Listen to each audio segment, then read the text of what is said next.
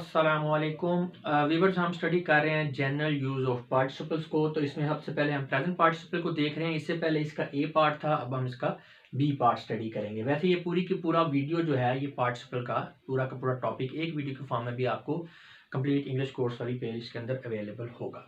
ये तो बात करते हैं बिकॉज पार्टिसिपल में भी क्वालिफाई नाउन्स और pronouns, so in this regard they behave like adjective. जी ये तो एक एस्टेब्लिश ट्रूथ है, क्योंकि ये नाउन और प्रोनाउन को क्वालिफाई करते हैं तो इसलिए ये एडजेक्टिव की तरह रोल प्ले करते हैं। So like adjectives they may be used attributively, predicatively and absolutely. तो हमें पता है जो एडजेक्टिव्स हैं वो तीन तरह से यूज होते हैं।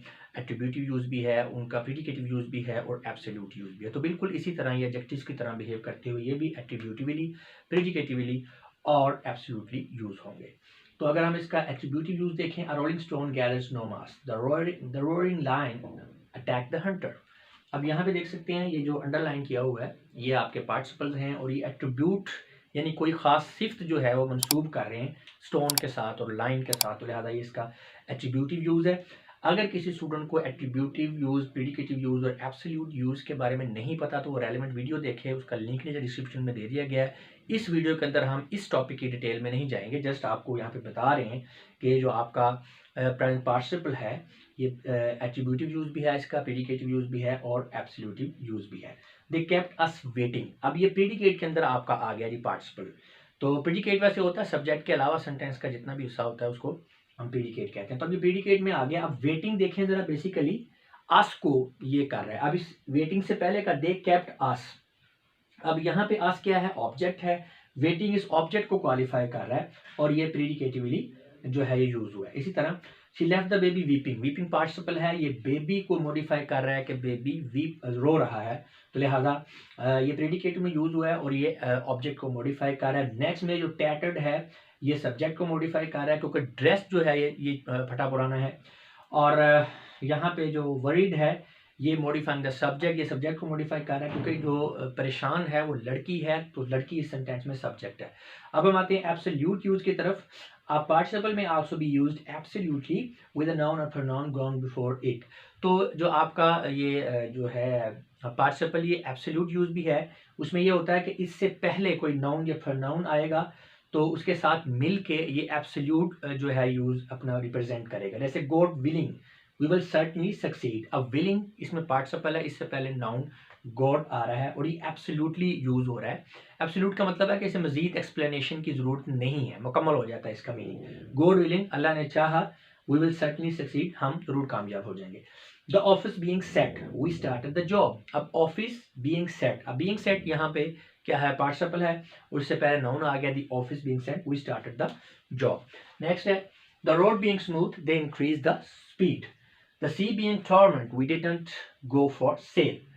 So weather permitting, we played a match.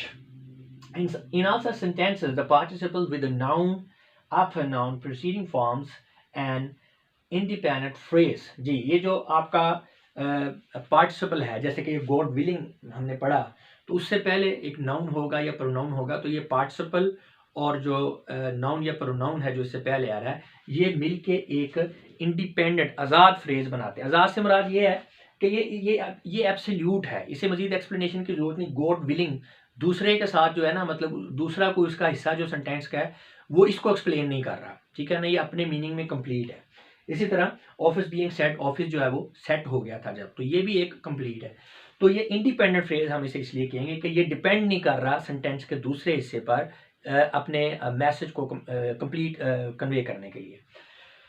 तो which is called as absolute phrase, तो इसीलिए हम इसे एब्सोल्यूट फ्रेज कहते हैं क्योंकि ये इंडिपेंडेंट है। And the noun and pronoun so used with the participle in an absolute phrase is recorded as nominative absolute. हाँ जी, तो जो आपका नाउन या प्रोनाउन जो है वो आपके एब्सोल्यूट फ्रेज के अंदर इस तरह से यूज हुआ है उसे हम नॉमिनेटिव एब्सोल्यूट कहेंगे, जैसा कि यहाँ पे गॉड है या ऑफिस है।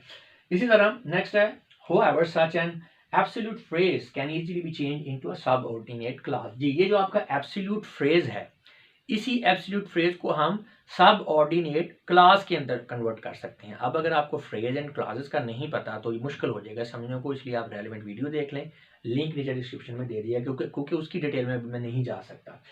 तो यहाँ पे अब ये आप देख सकते हैं कि हम बड़ा इजीली इसको सबऑर्डिनेट क्लास जो है बना सकते हैं एब्सोल्यूट फ्रेज को। वो किस तरह से देखें, God willing we will certainly succeed. अब ये आपका एब्सोल्यूट फ्रेज है गॉड विलिंग। अब देखिए इसको सबऑर्डिनेट क्लास कैसे बनाते हैं। We will certainly succeed if God is willing. God willing को हमने यहाँ पे अब क्लास ऑफ कंडीशन बना दिया है जो कि एक सबऑर्डिनेट क्लास है, इफ गॉड इज विलिंग। और वी विल सर्टेनली सक्सीड इसको हम पहले लेंगे। अब इसकी ट्रांसलेशन और इस सेंटेंस की ट्रांसलेशन बिल्कुल सेम है, लेकिन इनकी स्ट्रक्चर्स में आप वेरिएशन देख रहे हैं कि यहाँ पे हमने एब्सोल्यूट फ्रेज लिया और उसके साथ नॉमिनेटिव एब्सोल्यूट ले लिया।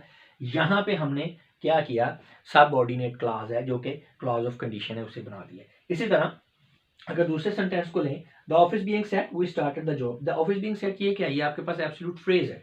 अब हम इसको आगे ले गए, ठीक है, इसको हमने क्लॉज बनाना है। तो वी स्टार्टेड द जॉब पहले आ जाएगा, we started the job when the office was set. अब ये बिल्कुल ट्रांसलेशन उसकी भी सेम है, उसकी भी सेम है, मफहूम मैसेज सेम है, लेकिन स्ट्रक्चर डिफरेंट है। वहां पे एब्सोल्यूट फ्रेज था और ऑफिस था जो कि नॉमिनेटिव एब्सोल्यूट था। यहाँ पे हमने क्या किया, एब्सोल्यूट फ्रेज को हमने जो है सबऑर्डिनेट क्लास बना दिया और इसकी जो सेंस है उसके मुताबिक ये क्लास ऑफ टाइम बन रही है क्योंकि इसमें टाइम का जिक्र है।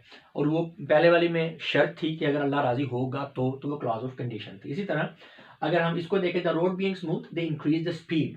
अब इसमें भी ये जो हमारा एब्सोल्यूट फ्रेज है इसको हम भी सबऑर्डिनेट क्लॉज बना देंगे। दे increase the speed because the road was smooth. तो अब इन दोनों का सेम मीनिंग है, ट्रांसलेशन सेम होगी लेकिन स्ट्रक्चर डिफरेंट है। यहाँ पे एब्सोल्यूट फ्रेज है आपका द रोड बीइंग स्मूथ, इसको हमने क्या बना दिया है, यहाँ पे क्लास ऑफ सबऑर्डिनेट क्लास बना दिया है।